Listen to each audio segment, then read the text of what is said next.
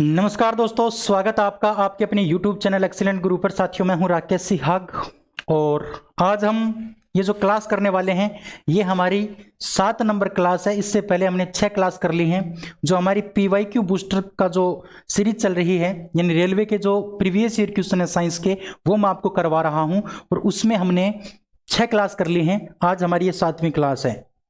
तो आप रेगुलर रहिए। अगर आप रेगुलर रहते हैं और बार बार इनका रिवाइज करते हैं इन क्वेश्चनों को, तो साथियों आपकी तैयारी में बहुत अच्छा बूस्ट आपको देखने को मिलेगा और बहुत अच्छी तैयारी आपको लगेगी कि आपकी तैयारी बहुत अच्छी हो गई है। जब आप मॉक टेस्ट दोगे तो साथियों मॉक टेस्ट में से क्वेश्चन इन्हीं में से आपको मिलेंगे। और मॉक टेस्ट ही नहीं, अगर आप बात करो रेलवे के एग्जाम की, अगर आप रेलवे का एग्जाम देने जाओगे, जैसे ALP का हो गया, टेक्नीशियन का हो गया, अभी जैसे जून में आपकी NTPC की वैकेंसी आएगी और आपकी जो अक्टूबर है उसमें ग्रुप D की वैकेंसी आएगी। ये फिक्स कर दिया साथियों हमारे रेल मंत्री साहब ने। तो वैकेंसी आपको देखने को मिलेंगे क्योंकि चुनावी टाइम है, तो चुनावी टाइम में आपको वैकेंसी देखने को मिलेंगी। तो अब आपके पास टाइम है अच्छे से तैयारी करने का। एक बार अच्छे से तैयारी कर लीजिए, उसके बाद आपका जीवन है वो सुधर जाएगा, अपने घर वालों का जीवन सुधर जाएगा साथियों। तो आपको पता है रेलवे के अंदर सबसे ज्यादा जो क्वेश्चन पूछे जाते हैं वो प्रीवियस ईयर क्वेश्चन पूछे जाते हैं। अगर आप अच्छे दिल से मेहनत करके प्रीवियस ईयर क्वेश्चन कर लेते हो, जिसमें मैथ, साइंस और रीजनिंग, अगर 3 आप प्रीवियस ईयर क्वेश्चन कर लेते हो ना, तो आपका सिलेक्शन श्योर हो जाता है। इसीलिए मैं आपको PYQ करवा रहा हूं। अगर आपको थ्योरी क्लास पढ़नी है तो आपको कमेंट करना होगा कि हमें थ्योरी क्लास पढ़नी है। वैसे मैंने फिजिक्स की कुछ क्लासेस दे रखी है मैंने, और प्लेलिस्ट बना रखी है फिजिक्स 2024 नाम से। वहां से आप फिजिक्स की क्लास देख सकते हैं, उसमें और क्लास में ऐड कर दूंगा। अगर आपका रेस्पॉन्स अच्छा रहा और अगर आपने चाहा कि हमें पढ़ना है तो, वरना हमारी ये सीरीज चल रही है जिसमें हम क्वेश्चन अच्छे से कर रहे हैं और इंटरेस्टिंग क्वेश्चन कर रहे हैं। जो एग्जाम में आए हुए क्वेश्चन है वही क्वेश्चन कर रहे हैं। ठीक है, चलिए क्लास को एक बार शेयर कर देंगे, आप अपने दोस्तों को जोड़ लेंगे। और आज का जो पहला क्वेश्चन है साथियों वो आपके सामने ये रहा। आज का पहला क्वेश्चन आपके सामने है कि विभवांतर की SI इकाई क्या है, यानी विभवांतर का SI मात्रक क्या है। देखिए, अगर हम विभवांतर की बात करते हैं तो विभवांतर का जो SI मात्रक होता है, विभवांतर के साथ साथ में जो आपका विभव होता है, विभव और विभवांतर दोनों का मात्रक एक जैसा होता है और वो होता है वोल्ट। विभवांतर का मात्रक क्या होता है? वोल्ट होता है। तो ऑप्शन नंबर आपका जो C है वो बिल्कुल करेक्ट हो जाएगा। ऑप्शन नंबर A में दे रखा है कुलाम जो होता है साथियों वो होता है आपका आवेश का मात्रक। इसके अलावा वाट दे रखा है, वाट होता है आपका शक्ति का मात्रक, वाट शक्ति का मात्रक होता है। और एक इसमें दे रखा है जूल जो होता है वो होता है कार्य का मात्रक या फिर ऊर्जा का मात्रक। एक बात मैं आपको और बता दूं साथियों, कार्य का मात्रक है वो जूल होता है, लेकिन कार्य का एक अन्य मात्रक और होता है। कार्य का जो अन्य मात्रक होता है वो होता है अर्घ। कार्य का एक अन्य मात्रक होता है वो अर्घ होता है। और एक बात आपको याद रखनी है, 1 जूल का मान अर्घ में कितना होता है? तो याद रखोगे 10 की घात 7 अर्घ, 10 की घात 7 अर्घ। ये आपका 1 जूल का मान अर्घ में होता है। ये क्वेश्चन कई बार पूछ लिया है, 10 की घात 7 अर्घ। क्लियर है बात? तो आपका विभवांतर का जो मात्रक हो जाएगा वो वोल्ट हो जाएगा। ऑप्शन नंबर जो आपका C है वो बिल्कुल इस क्वेश्चन का करेक्ट आंसर होगा, ऑप्शन नंबर C। चलिए आगे बढ़ते हैं। दूसरा क्वेश्चन, चुंबकीय फ्लक्स की SI इकाई क्या है, यानी चुंबकीय फ्लक्स का मात्रक क्या है? चुंबकीय फ्लक्स का मात्रक आपको पूछा है। चुंबकीय फ्लक्स की बात करते हैं साथियों। देखो, सबसे पहले चुंबकीय फ्लक्स को पढ़ने से पहले ऑप्शन नंबर A में दे रखा है फेरड। तो आपको पता होना चाहिए फेरड किसका मात्रक होता है। तो फेरड आपका होता है धारिता का मात्रक। किसका मात्रक? धारिता का। इसके बाद ऑप्शन नंबर B में आपको दे रखा है हेनरी जो होता है वो होता है प्रेरकत्व या फिर स्वप्रेरण का जो आपका मात्रक है वो हेनरी होता है। इसके अलावा ऑप्शन नंबर जो C में दे रखा वो दे रखा है पास्कल। और पास्कल जो मात्रक होता है वो होता है दाब का। किसका? दाब का SI मात्रक। और इसके अलावा बात करते हैं वेबर जो होता है वो होता है चुंबकीय फ्लक्स का मात्रक। चुंबकीय फ्लक्स का जो मात्रक है वो वेबर होता है। और एक बात नोट में आप याद रखोगे, चुंबकीय फ्लक्स घनत्व, अगर चुंबकीय फ्लक्स घनत्व की बात करते हैं तो इसका जो मात्रक होता है वो होता है टेस्ला। चुंबकीय फ्लक्स घनत्व का मात्रक क्या होता है साथियों? टेस्ला होता है। ये बात आप याद रखोगे। क्लियर है बात है? ठीक है। अच्छा, चुंबकीय फ्लक्स घनत्व का मात्रक होता है टेस्ला, चुंबकीय फ्लक्स घनत्व का मात्रक टेस्ला, चुंबकीय फ्लक्स का मात्रक वेबर, पास्कल मात्रक होता है वो दाब का होता है, हेनरी मात्रक होता है वो प्रेरकत्व का या फिर स्वप्रेरण का होता है, फेरेड जो होता है वो धारिता का मात्रक होता है। इतनी सारी बातें इस क्वेश्चन के बारे में याद रखनी है। और आपको यही पूछा था कि चुंबकीय फ्लक्स का मात्रक क्या है, तो चुंबकीय फ्लक्स का मात्रक आपका हो गया वेबर। ऑप्शन नंबर जो डी है वो इस क्वेश्चन का क्या हो जाएगा, करेक्ट आंसर हो जाएगा ऑप्शन नंबर डी। क्लियर है बात? अरे समझ में आया कि नहीं आया ऑप्शन नंबर डी? ठीक है, चलिए आगे बात करते हैं। क्वेश्चन नंबर आपका तीसरा क्वेश्चन आपके सामने है। तीसरे क्वेश्चन को अच्छे से देखिए, क्वेश्चन क्या पूछ रहा है, क्वेश्चन को देखिए अच्छे से। क्वेश्चन क्या है? क्वेश्चन है कि शक्ति का एसआई मात्रक क्या है, शक्ति का एसआई मात्रक। देखिए बात करते हैं शक्ति की, तो मैंने आपको कई बार बता दिया शक्ति का मात्रक, बार बार ये क्वेश्चन अलग अलग एग्जाम में आए हैं, इसलिए मैं बार बार आपको ये क्वेश्चन करवा रहा हूं। शक्ति के मात्रक की बात करते हैं तो शक्ति का जो सूत्र होता है वो होता है P बराबर W बटे टी। W का मतलब कार्य और T का मतलब समय। कार्य का मात्रक आपका जूल होता है और समय का मात्रक आपका सेकंड होता है। और इस जूल बटे सेकंड को ही क्या कहते हैं, इस जूल बटे सेकंड को ही कहा जाता है वाट। तो कहने का मतलब हमारा जो शक्ति होता है उसका ऐसा ही मात्रक क्या होगा, वाट होगा। ऐसा ही मात्रक क्या हो जाएगा, वाट हो जाएगा। लेकिन बात करते हैं साथियों इसके व्यापारिक मात्रक की, व्यापारिक या फिर औद्योगिक मात्रक की बात करते हैं तो हमारा जो शक्ति या जो सामर्थ्य होता है उसका व्यापारिक या जो औद्योगिक मात्रक होता है वो होता है अश्व शक्ति, अश्व शक्ति यानी एचपी। और एक एचपी का मान होता है 746 वाट, 746 वाट। ये होता है सीजीएस पद्धति में। कौन सी पद्धति में, सीजीएस पद्धति में। एक इसका मान 735.5 भी होता है, वो होता है आपका एफपीएस पद्धति में। एफपीएस पद्धति में दो मान होते हैं आपके अश्व शक्ति के, दोनों मान याद रखने हैं। इसके अलावा एक मात्रक और होता है इसका अन्य मात्रक, वो होता है आपका किलोवाट। क्या होता है, किलोवाट। किलोवाट जो मात्रक है वो भी किसका है, शक्ति का। एक आपका होता है किलोवाट घंटा, किलोवाट घंटा जिसको केडब्ल्यूएच कहते हैं। और इस केडब्ल्यूएच का दूसरा नाम होता है बिजली की यूनिट, बिजली की यूनिट। तो ये जो है ना किलोवाट घंटा, ये आपका ऊर्जा का मात्रक है। किसका, ऊर्जा का। ये आपका ऊर्जा का मात्रक है। इसके आगे घंटा लगा है तो ये ऊर्जा का मात्रक, इसके आगे घंटा नहीं लगा है तो ये किसका मात्रक है, शक्ति का मात्रक। क्लियर है बात है? तो ऑप्शन नंबर आपका जो ए होगा वो बिल्कुल करेक्ट हो जाएगा, ऑप्शन नंबर ए। क्योंकि आपको ऐसा ही मात्रक पूछा है तो ऐसा ही मात्रक तो आपका यही है, वाट। ऑप्शन नंबर बी में आपको अर्घ दे रखा है। अर्घ, अर्घ किसका मात्रक होता है, तो अर्घ होता है आपका कार्य का मात्रक। ठीक है, और कार्य का जो ऐसा ही मात्रक होता है ना वो होता है जूल। कार्य का ऐसा ही मात्रक जूल होता है, लेकिन अन्य मात्रक आपका अर्घ होता है। और एक जूल का मान, एक जूल का मान अर्घ में कितना होगा, तो 10 की घात 7 अर्घ। एक जूल का मान अर्घ में होता है 10 की घात 7। इतनी बातें आपको याद रखनी है। क्लियर है बात है? तो ऑप्शन नंबर आपका जो इसका ए हो जाएगा इस क्वेश्चन का, वो बिल्कुल सही आंसर हो जाएगा, ऑप्शन नंबर ए। चलिए आगे बढ़ते हैं। Next 4 number question, 4 number question की बात करते हैं। 4 नंबर क्वेश्चन को अच्छे से पढ़ लीजिए। इसमें दे रखा है कि जी के मान की एसआई इकाई वही है जो कि इकाई है। मतलब जी का जो सूत्र है ना, जी का जो मात्रक है वो किसके समान है, ये पूछा आपसे। यानी निम्न में से जी का जो मात्रक है वो किसके समान है। तो सबसे पहले हम जी की बात करते हैं। ये जो जी है ना, स्मॉल जी, इस स्मॉल जी को कहा जाता है गुरुत्वीय त्वरण। गुरुत्वीय त्वरण, स्मॉल जी को गुरुत्वीय त्वरण कहा जाता है। और जो कैपिटल जी होता है ना, इसको कहा जाता है गुरुत्वाकर्षण नियतांक। गुरुत्वाकर्षण नियतांक, गुरुत्वाकर्षण नियतांक, गुरुत्वाकर्षण नियतांक। क्लियर है बात है? तो अगर हम इस जी की बात करते हैं यानी गुरुत्वीय त्वरण की बात करते हैं, तो जो गुरुत्वीय त्वरण होता है, गुरुत्वीय त्वरण, इस गुरुत्वीय त्वरण का जो मात्रक होता है वो किसके समान होता है, तो साथियों ये त्वरण के समान होता है। किसके समान, त्वरण के समान। याद रखोगे अच्छे से, गुरुत्वीय त्वरण और त्वरण दोनों का ही सूत्र क्या होता है, जो दोनों का ही मात्रक होता है वो समान होता है। गुरुत्वीय त्वरण और त्वरण का जो मात्रक है वो दोनों का समान होता है। ये बात याद रखोगे अच्छे से, गांठ बांध के याद रखनी इस बात को। गुरुत्वीय त्वरण और त्वरण का मात्रक दोनों का समान होता है। क्लियर है बात?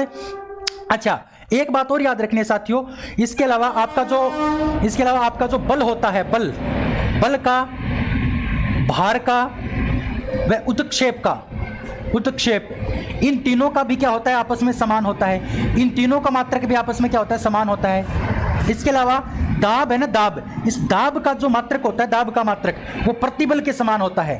दाब और प्रतिबल का मात्रक भी क्या होता है, आपस में समान होता है। दाब और प्रतिबल का मात्रक भी आपस में क्या होता है, समान होता है। यह बात भी याद रखोगे। क्लियर है बात है?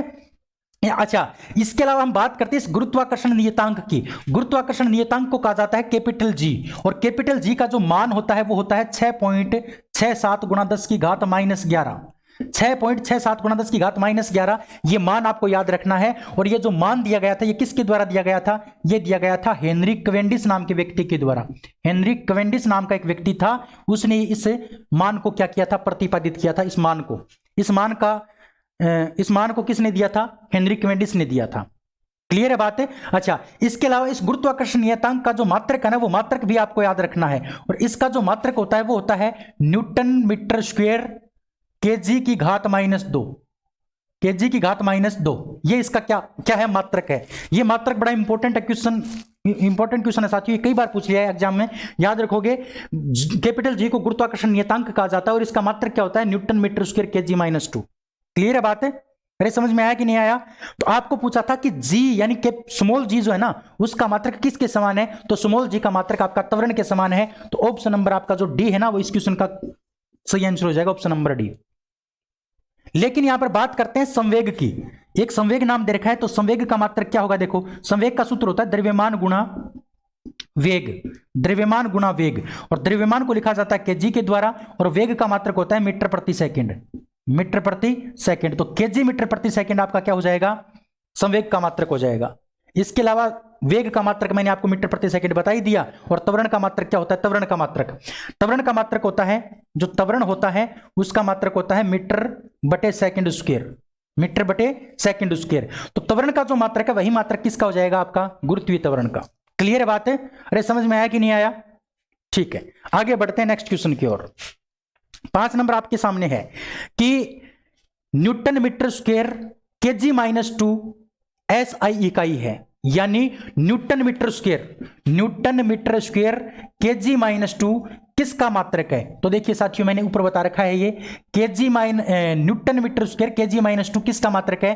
तो गुरुत्वाकर्षण नियतांक का मात्रक है। किसका मात्रक? गुरुत्वाकर्षण नियतांक का मात्रक। यानी कहने का मतलब ऑप्शन नंबर डी इस क्वेश्चन का सही आंसर होगा। यानी गुरुत्वाकर्षण के सार्वभौमिक नियतांक का मात्रक जो है वो क्या है? आपका न्यूटन मीटर स्क्वायर केजी -2 है। क्लियर है बात है? अरे बात समझ में आई कि नहीं आई? इसके अलावा इस क्वेश्चन में आपको क्या दे रखा है वो देखो। इस क्वेश्चन में एक आपको दाब दे रखा है। दाब का जो मात्रक होता है वो होता है पास्कल। दाब का SI मात्रक पास्कल होता है। या फिर दाब का एक अन्य मात्रक हम निकालने की कोशिश करें, अन्य मात्रक। इसका अन्य मात्रक कैसे निकलेगा? देखो, दाब का जो सूत्र होता है ना, वो होता है बल बटे क्षेत्रफल। बल बटे क्षेत्रफल। अब देखो, बल का जो होता है वो होता है न्यूटन। बल का न्यूटन होता है और क्षेत्रफल का होता है मीटर स्क्वायर। तो ये भी आपका एक मात्रक होता है दाब का, और इसी को क्या कहा जाता है? पास्कल कहा जाता है। न्यूटन बटे मीटर स्क्वायर को ही क्या कहते हैं? पास्कल कहते हैं। क्लियर है बात है? अच्छा, दाब के समान ही किसका मात्रक होता है? दाब के समान मात्रक किसका है? तो याद रखोगे साथियों, प्रतिबल का जो मात्रक है ना, वो किसके समान है? दाब के समान है। दाब और प्रतिबल दोनों का मात्रक समान होता है। क्लियर है? संवेग की बात करें तो संवेग अभी मैंने बताया था आपको। संवेग का सूत्र होता है द्रव्यमान गुणा वेग। द्रव्यमान का केजी और वेग का होता है मीटर प्रति सेकंड। तो ये केजी मीटर प्रति सेकंड आपका संवेग का मात्रक हो जाएगा। क्लियर है? तो इस क्वेश्चन का जो आंसर होगा वो आपका होगा डी, ऑप्शन नंबर डी। आगे बढ़ते हैं, नेक्स्ट क्वेश्चन की ओर बढ़ते हैं साथियों। 6 नंबर क्वेश्चन आपके सामने है, प्रतिरोधकता का SI मात्रक क्या है? प्रतिरोधकता, देखिए साथियों, एक तो होता है आपका प्रतिरोध और एक होता है आपका प्रतिरोधकता। दोनों में अंतर है साथियों, और दोनों के बारे में आपको अच्छे से ध्यान रखना। देखो, बात करते हैं हम किसकी? प्रतिरोधकता की। प्रतिरोधकता, अगर हम प्रतिरोधकता की बात करें तो इसका दूसरा नाम है विशिष्ट प्रतिरोध। प्रतिरोधकता को विशिष्ट प्रतिरोध के नाम से भी जानते हैं। और विशिष्ट प्रतिरोध या फिर जो प्रतिरोधकता होती है, इसका जो सूत्र होता है वो याद रखना है। इसको सबसे पहले तो इसको रो के द्वारा दर्शाते हैं। ये है आपका रो के द्वारा इसको प्रदर्शित किया जाता है, और इसका सूत्र होता है RA/L। यहां पर R का मतलब होता है प्रतिरोध, A का मतलब होता है क्षेत्रफल और L का मतलब होता है लंबाई। तो प्रतिरोध जो है ना, R का मात्रक हो जाएगा ओम, गुणा A यानी क्षेत्रफल का मात्रक होता है मीटर स्क्वायर, बटे एल यानी लंबाई, लंबाई का मात्रक होता है मीटर। अब 1 मीटर से नीचे 1 बार मीटर है, ऊपर 2 बार मीटर है, तो 1 बार मीटर से 1 बार मीटर कट जाएगा, तो ऊपर क्या बचेगा आपका, एक तो बचेगा ओम और एक आपका क्या बचेगा मीटर। तो इसका मात्रक हो जाएगा ओम गुणा मीटर या फिर ओम मीटर। प्रतिरोधकता का जो एसआई मात्रक होता है वो ओम मीटर होता है, ओम मीटर। तो ऑप्शन नंबर जो आपका ए है वो बिल्कुल क्या होगा, करेक्ट आंसर होगा ऑप्शन नंबर ए। बताओ बात समझ में आई कि नहीं आई। इसके अलावा बात करते हैं प्रतिरोध की, तो प्रतिरोध का मात्रक आपका ओम होता है। देखो ये बता रखा मैंने, एंपियर दे रखा है इसमें, एंपियर, एंपियर होता है धारा का मात्रक, धारा का मात्रक, विद्युत धारा का मात्रक। इसमें जूल दे रखा है, तो जूल मैं आपको कई बार बता चुका हूं, जूल होता है वो कार्य या फिर ऊर्जा का मात्रक होता है, कार्य या फिर ऊर्जा का मात्रक। और ओम जो होता है ऑप्शन नंबर डी में ओम दे रखा है, ओम होता है आपका किसका, प्रतिरोध का मात्रक। बताओ समझ में आया कि नहीं आया। आगे बढ़ते हैं नेक्स्ट क्वेश्चन की ओर।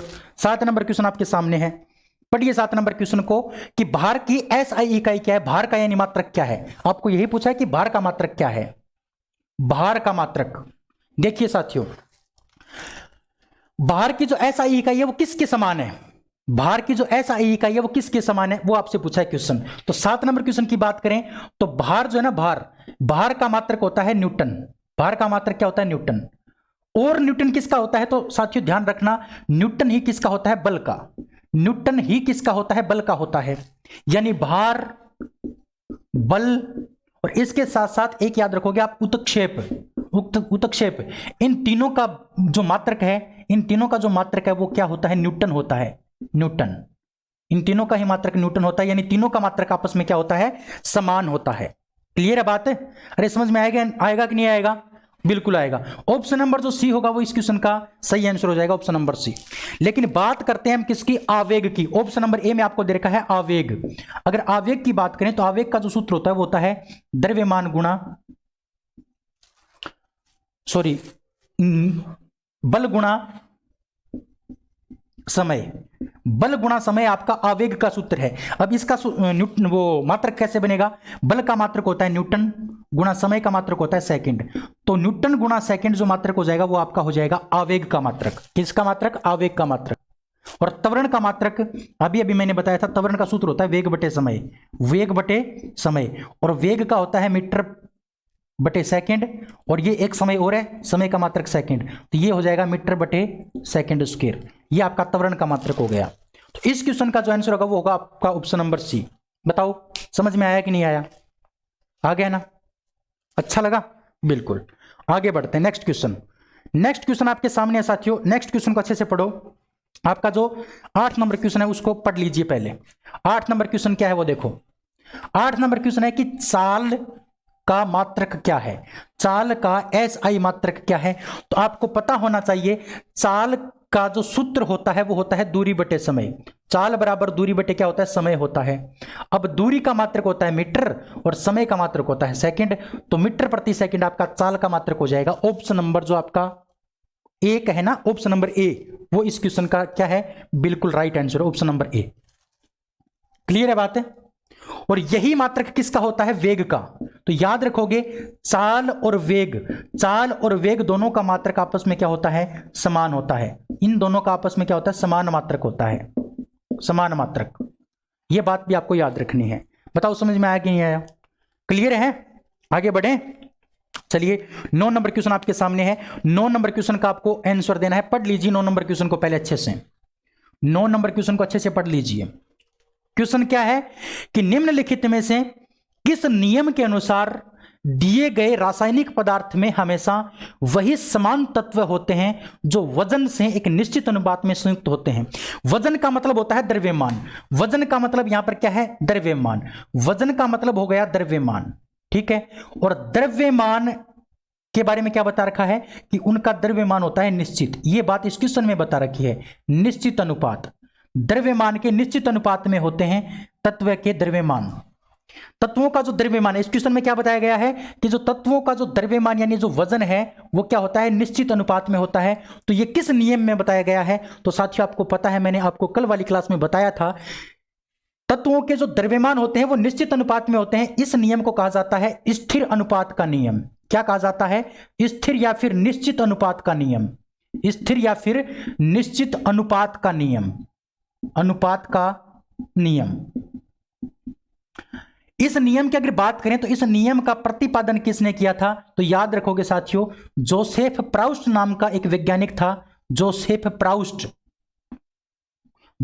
प्राउस्ट नामक वैज्ञानिक ने इस नियम का प्रतिपादन किया था। तो इस क्वेश्चन 9 नंबर क्वेश्चन का आपका जो उत्तर होगा वो हो जाएगा ऑप्शन नंबर आपका ए। ऑप्शन नंबर ए इस क्वेश्चन का क्या हो जाएगा? बिल्कुल करेक्ट आंसर हो जाएगा ऑप्शन नंबर ए। बताओ समझ में आया कि नहीं आया? अरे बता दो समझ में आया कि नहीं आया? क्लियर है? कोई तकलीफ है तो बता देना, कमेंट कर देना। 10 नंबर क्वेश्चन, 10 नंबर क्वेश्चन को पढ़ लीजिए अच्छे से। 10 नंबर क्वेश्चन को अच्छे से पढ़ लीजिए पहले। 10 नंबर क्वेश्चन है क्या? 10 नंबर क्वेश्चन है कि कार्बन डाइऑक्साइड के सभी नमूनों में, जितने भी नमूने हैं, यानी कार्बन डाइऑक्साइड जो है CO2, उसके सभी नमूनों में 3:8 के द्रव्यमान अनुपात में कार्बन और ऑक्सीजन होती है। यानी इस क्वेश्चन का कहने का मतलब यह है कि जो CO2 है ना, CO2, इस CO2 में हमेशा कार्बन और ऑक्सीजन दोनों का अनुपात 3:8 होता है। यह बात इस क्वेश्चन में बताई गई है। तो यह नियम किस के साथ सहमति दर्शाता है? तो देखो, ये हमारा कोई यौगिक है, और इस यौगिक के ये हो गए तत्व दोनों। तो किसी यौगिक के जो तत्व होते हैं उनका जो द्रव्यमान होता है वो एक निश्चित अनुपात में रहता है हमेशा। इस नियम को कहा जाता है स्थिर अनुपात का नियम, या फिर निश्चित अनुपात का नियम, स्थिर या फिर निश्चित अनुपात का नियम, या फिर लगातार अनुपात का नियम, लगातार समानुपात का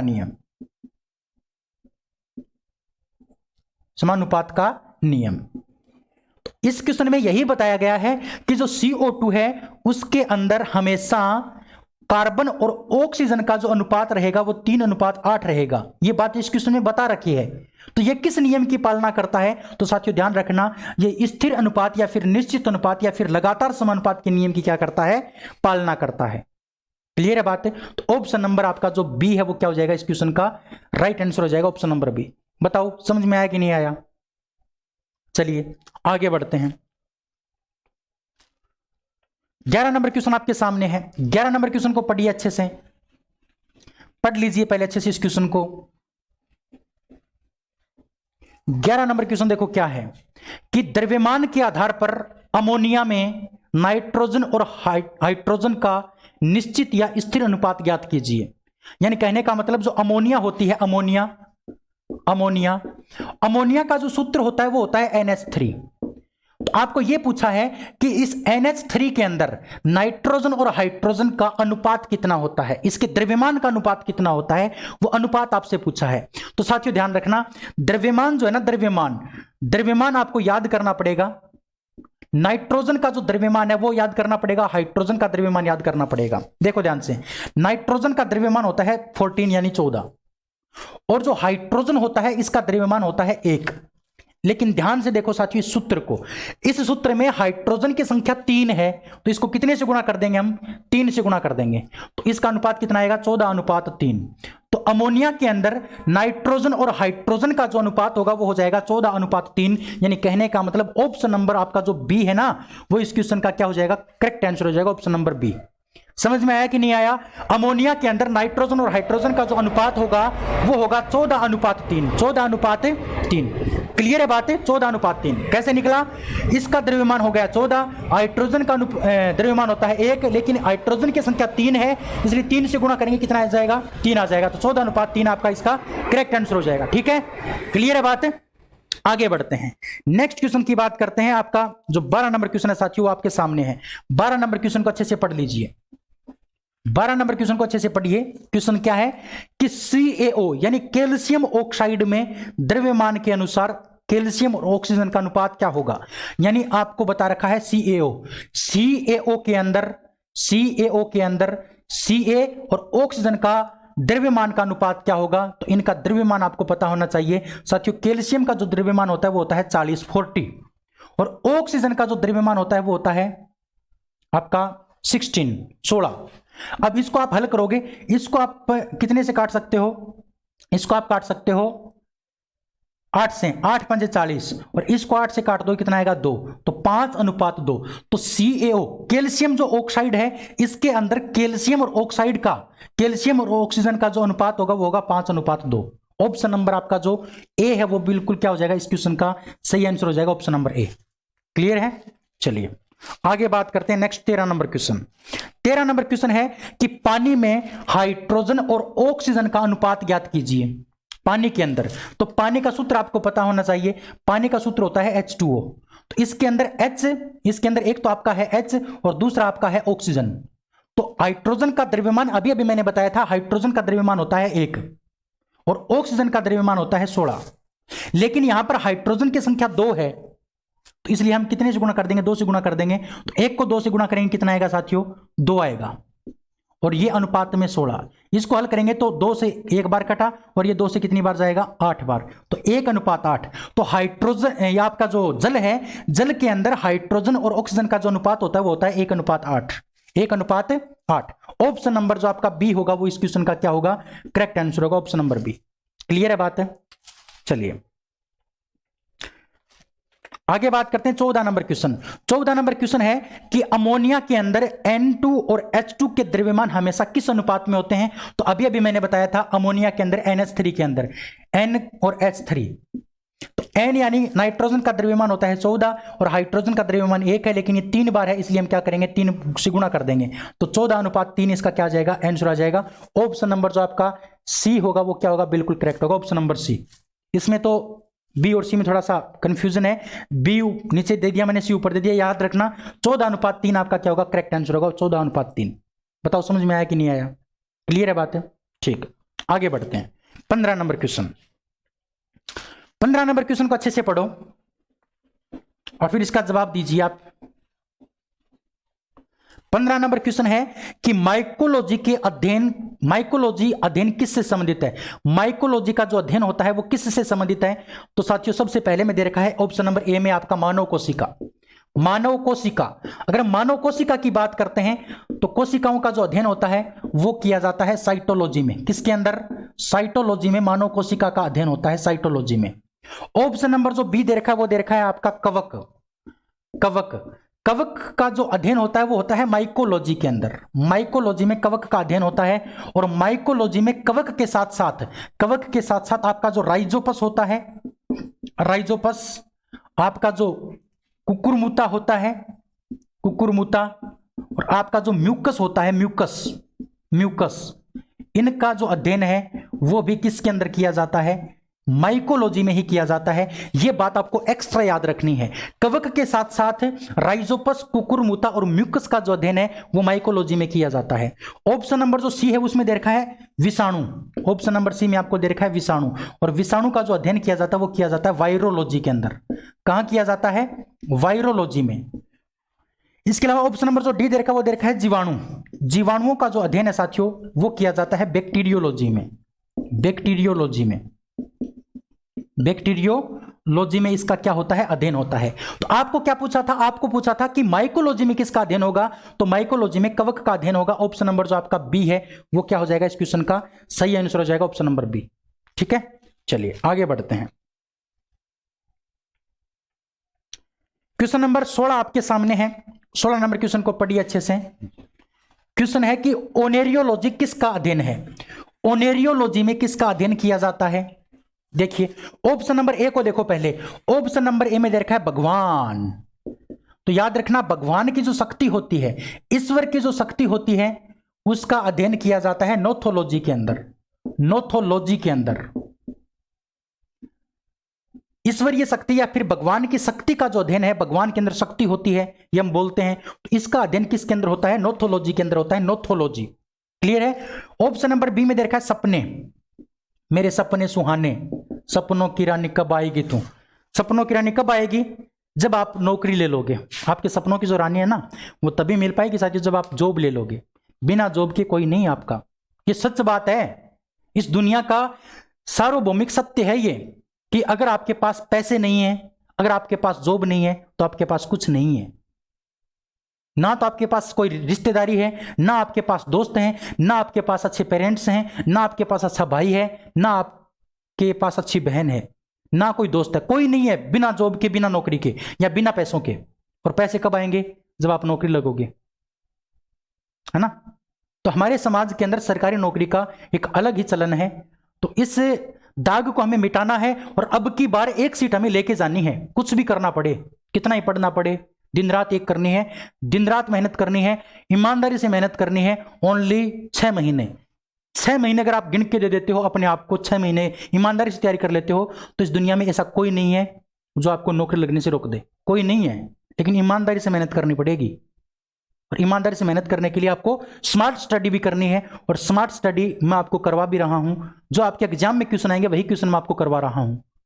साथियों गारंटी लेता हूं, मैं दावा करता हूं आपसे, अगर आप मन लगा के पढ़ लिए ना तो साइंस के अंदर 80 से 85% जो क्वेश्चन है वो मेरी क्लास में से फंसा के दिखा दूंगा, क्योंकि मुझे पता है अच्छे से कि क्या पूछा जाता है। साथियों पूरी साइंस के अंदर 4 चैप्टर पढ़ लोगे ना आप, 9th और 10th की जो एनसीईआरटी उसमें से 4 चैप्टर, तो आपका रेलवे का एग्जाम निकल जाएगा। रेलवे के अंदर आपको साइंस परेशान नहीं करेगी, 4 चैप्टर।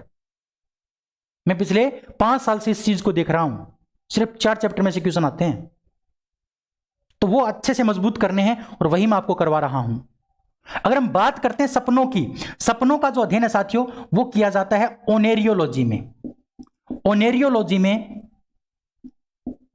किसका अध्ययन होता है? सपनों का अध्ययन होता है। इसके बाद बात करते हैं नींद का अध्ययन। नींद का जो अध्ययन है वो किया जाता है हिप्नोलॉजी में। हिप्नोलॉजी के अंदर नींद का अध्ययन किया जाता है। हिप्नोलॉजी में किसका अध्ययन होता है? नींद का। तो आपको पूछा था कि ओनेरियोलॉजी में किसका अध्ययन है, तो ओनेरियोलॉजी में आपका सपनों का अध्ययन होता है। ऑप्शन नंबर जो आपका बी है, बी, ऑप्शन नंबर बी आपका करेक्ट है। क्लियर है? चलिए 17 नंबर क्वेश्चन आपके सामने है। 17 नंबर क्वेश्चन को पढ़ लीजिए अच्छे से। 17 नंबर क्वेश्चन को अच्छे से पढ़िए। क्वेश्चन है कि टॉक्सिकोलॉजी किसका अध्ययन है? टॉक्सिकोलॉजी, टॉक्सिकोलॉजी देखो, टॉक्सिकोलॉजी, टॉक्सिकोलॉजी को हिंदी में कहा जाता है विष विज्ञान। हिंदी में क्या कहते हैं इसको? विष विज्ञान कहते हैं, विष विज्ञान। और विष का मतलब होता है जहर। तो इस टॉक्सिकोलॉजी में किसका अध्ययन होगा? तो याद रखना साथियों, जहर का अध्ययन। टॉक्सिकोलॉजी में जहर का अध्ययन होता है, क्योंकि टॉक्सिकोलॉजी को हिंदी में विष विज्ञान कहते हैं और विष का मतलब होता है जहर। तो ऑप्शन नंबर आपका जो बी है, ऑप्शन नंबर बी, वो इस क्वेश्चन का सही आंसर है। लेकिन ऑप्शन में ए में दे रखा है इंसानी व्यवहार। इंसानी व्यवहार, इंसान का किस प्रकार का व्यवहार है यह जानने के लिए आपको क्या पढ़ना पड़ेगा? साइकोलॉजी पढ़ना पड़ेगा, उसके मन को पढ़ना पड़ेगा, मनोविज्ञान को पढ़ना पड़ेगा, साइकोलॉजी। साइकोलॉजी, इंसानी व्यवहार को कहा जाता है साइकोलॉजी, साइकोलॉजी। क्लियर है बात है? इसके अलावा हम बात करते हैं चट्टान की। चट्टानों का जो अध्ययन है, चट्टानों का अध्ययन, चट्टानों का जो अध्ययन है वो कहलाता है पेट्रोलॉजी। पेट्रोलॉजी, चट्टानों का अध्ययन क्या कहलाता है? पेट्रोलॉजी। क्लियर है बात है? अरे समझ में आया कि कुछ? ऑप्शन नंबर जो बी है वो इस क्वेश्चन का करेक्ट आंसर है। ठीक है, आगे बढ़ते हैं। नेक्स्ट 18 नंबर क्वेश्चन आपके सामने आ गया साथियों। देखो इस क्वेश्चन को ध्यान से देखो, इसमें दे रखा है टेक्सोनोमी। यह है टॉक्सिकोलॉजी और यह है टेक्सोनोमी। तो हम बात करते हैं टेक्सोनोमी की। टेक्सोनोमी के अंदर किसका अध्ययन होता है? टेक्सोनोमी। टेक्सोनोमी को हिंदी में कहा जाता है जैव विविधता। क्या कहा जाता है? जैव विविधता। हिंदी में टेक्सोनोमी को जैव विविधता के नाम से जाना जाता है। यह बात तो क्लियर है? तो कहने का मतलब टेक्सोनोमी में किसका अध्ययन होगा? जैव विविधता का अध्ययन होगा। और साथियों ये जो टेक्सोनोमी है इसके अंदर वर्गीकरण का अध्ययन भी किया जाता है। वर्गीकरण, वर्गीकरण का अध्ययन, वर्गीकरण का जो अध्ययन है वो भी किसके अंदर किया जाता है? टेक्सोनोमी में किया जाता है। यह बात भी आपको याद रखनी है। क्लियर है बात? तो टेक्सोनोमी का मतलब होता है जैव विविधता और इस टेक्सोनोमी में किसका अध्ययन होता है? वर्गीकरण का अध्ययन होता है। और याद रखना साथियों, वर्गीकरण की बात करें तो सर्वप्रथम जो वर्गीकरण किया गया था, सर्वप्रथम जो वर्गीकरण किया गया था वो किया गया था कार्ल लिनियस के द्वारा। कार्ल लिनियस नाम का एक वैज्ञानिक था, इन्होंने सर्वप्रथम वर्गीकरण किया था। पहली बार जो वर्गीकरण किया गया था वो कार्ल लिनियस के द्वारा किया गया था। किसके अंदर किया गया था? एक पुस्तक में किया गया था और इसकी जो पुस्तक है उसका नाम है सिस्टीमा नेचुरी। सिस्टीमा नेचुरी। सिस्टीमा नेचुरी नामक पुस्तक में कार्ल लिनियस ने सर्वप्रथम पेड़ पौधों का और जंतुओं का वर्गीकरण किया था। इसके साथ साथ साथियों एक बात और याद रखनी है कि जो आपका जो कार्ल लिनियस जो है, कार्ल लिनियस, इसको वर्गीका का पिता भी कहा जाता है। इसको क्या कहते हैं? वर्गीका का पिता या वर्गीका का जनक। वर्गीका का या फिर वर्गीकरण का जनक किसको कहा जाता है? कार्ल लिनियस को कहा जाता है। कार्ल लिनियस के बारे में एक बात और याद रखोगे, इन्होंने द्विनाम पद्धति को प्रतिपादित किया था। द्विनाम पद्धति का प्रतिपादन, द्विनाम पद्धति का प्रतिपादन जो है वो किसके द्वारा किया गया था? कार्ल लिनियस के द्वारा किया गया था। अच्छा, द्विनाम पद्धति क्या होती है? द्विनाम पद्धति का मतलब होता है कि जैसे आपका मटर होता है, मटर का जो नाम है वो होता है Pisum sativum, Pisum sativum, sativum. तो ध्यान से देखो, यहां पर मटर है लेकिन मटर के दो नाम दे दिए, एक तो पाइसम और दूसरा दे दिया सेटाइवम। तो इस प्रकार के जो द्विनाम पद्धति जो है ना, वैज्ञानिक नाम जिसको बोलते हैं, जो द्विनाम पद्धति है वो किसने प्रतिपादित की थी? तो कार्ल लिनियस ने प्रतिपादित की थी द्विनाम पद्धति।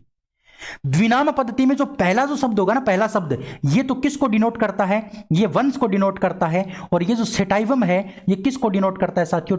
जाति को। ये जाति को डिनोट करता है।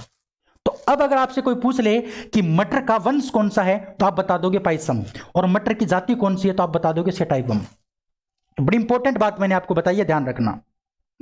क्लियर है बात? तो ऑप्शन नंबर आपका जो ए है वो इस क्वेश्चन का क्या होगा? बिल्कुल करेक्ट आंसर होगा। टेक्सोनोमी किसका अध्ययन है? तो जैव विविधता या फिर वर्गीकरण का अध्ययन आपका टेक्सोनोमी कहलाता है। ऑप्शन नंबर ए आपका बिल्कुल राइट आंसर है। ठीक है, इसका स्क्रीनशॉट आपने ले लिया होगा। आगे बात करते हैं नेक्स्ट क्वेश्चन की। 19 नंबर क्वेश्चन आपके सामने है। 19 नंबर क्वेश्चन को अच्छे से पढ़ो पहले, बड़ा क्वेश्चन है लेकिन अच्छे से पढ़ना है पहले। चलिए मैं आपको टाइम देता हूं पढ़ने का, पहले इस क्वेश्चन को अच्छे से पढ़ लीजिए, फिर हम बात करते हैं बायोसिस्टमेटिक्स की। बायोसिस्टमेटिक्स क्या होता है इसके बारे में हम बात करते हैं। बायोसिस्टमेटिक्स क्या होता है इसके बारे में बात करते हैं। एक बार आप इसको अच्छे से पढ़ लीजिए, क्वेश्चन को पढ़ लीजिए अच्छे से, अच्छे से क्वेश्चन को पढ़ लीजिए। क्वेश्चन क्या है?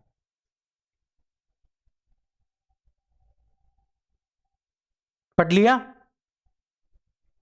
देखो अब मैं बताता हूं आपको।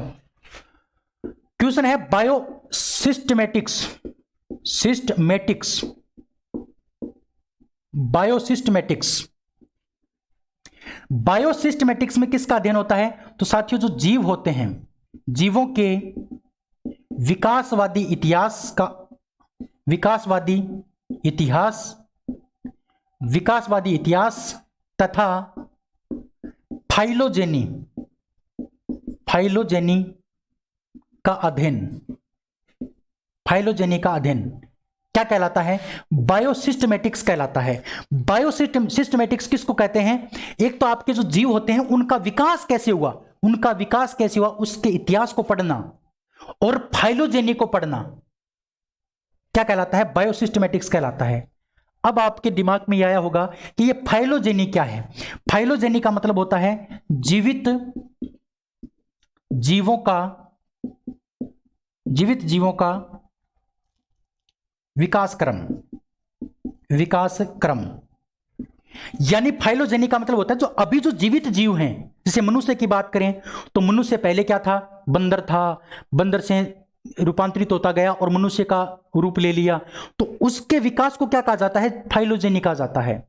तो इस प्रकार के विकास को पढ़ने को हम क्या कहते हैं? इस प्रकार के विकास को पढ़ने को हम कहते हैं बायोसिस्टमेटिक्स। क्लियर हुई बात? तो अब देखो ऑप्शन नंबर सी को देखो कि जीव की विभिन्न वर्गीकी को सीमित करना और उनके संबंध स्थापित करना, क्या यह बात सही है? नहीं।